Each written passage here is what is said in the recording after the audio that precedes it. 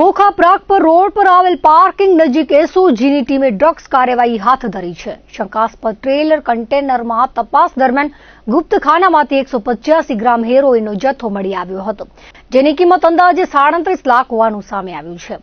પોલીસે પંજાબના મોગા જિલ્લાના ધરમકોટ તાલુકાના ટ્રેલર ડ્રાઈવર કારતસિંહ કુલબીરસિંહ માનીસની ધરપકડ કરી છે। તપાસ દરમિયાન આરોપીના કબજામાંથી રૂપિયા 1,59,000 રોકડ, 2 મોબાઈલ ફોન અને ડિજિટલ વજન કાંટો પણ મળી આવ્યો હતો। હેરોઈન સહિત ટ્રેલર કન્ટેનર અને અન્ય મુદ્દામાલ મળી કુલ 1,50,00,000થી વધુ હોવાનું જાણવા મળ્યું છે। પોલીસની પૂછપરછમાં હેરોઈનનો જથ્થો પંજાબથી લાવી મુન્દ્રા વિસ્તારમાં વેચાણ માટે પહોંચાડવાનો હતો કે કેમ તે સહિતના મુદ્દે તપાસ હાથ ધરાઈ છે। ડ્રગ્સના જથ્થા પાછળના આંતરરાજ્ય નેટવર્ક અને કચ્છમાં કોને સપ્લાય કરવાનો હતો તે દિશામાં એસઓજી દ્વારા વધુ તપાસ કરવામાં આવી રહી છે।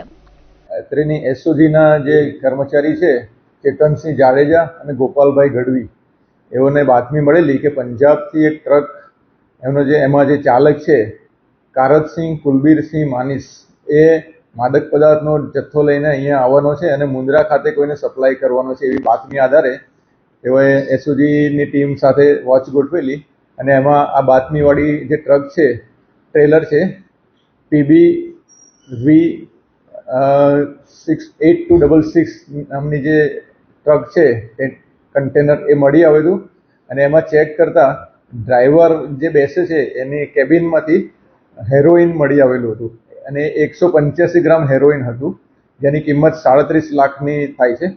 એ હેરોઈન અને સમગ્ર કન્ટેનર સાથે કુલ 1,58,00,000નો મુદ્દામાલ એસઓજી પોલીસ દ્વારા કબજે કરવામાં આવેલો છે અને એની વિરુદ્ધ મુન્દ્રા પોલીસ સ્ટેશન ખાતે ગુનો દાખલ કરવામાં આવેલો છે। જે બાતમી હતી એ આધારે બાતમી સાચી નીકળી, આરોપીને પકડવામાં આવે, એની પાસેથી 185 ગ્રામ હેરોઈન મળ્યું છે।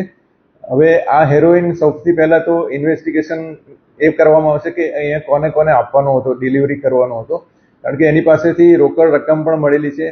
આટલી બધી રોકડ રકમ એને હેરોઈનના વેચાણથી મેળવેલી છે કે પછી પોતાની છે, કારણ કે આટલી બધી રકમ ડ્રાઈવર પાસે હોય નહીં, એટલે તમામ દિશાઓમાં તપાસ કરવામાં આવશે અને અહીંયા કોને કોને ખાસ તો આપવાનો હતો, કારણ કે હેરોઈનનો જથ્થો પણ ખાસો છે, તો એ અહીંયા કોને આપવાનો હતો, એના બીજા કોઈ સહ આરોપી છે કે કેમ એ દિશામાં પણ તપાસ કરવામાં આવશે।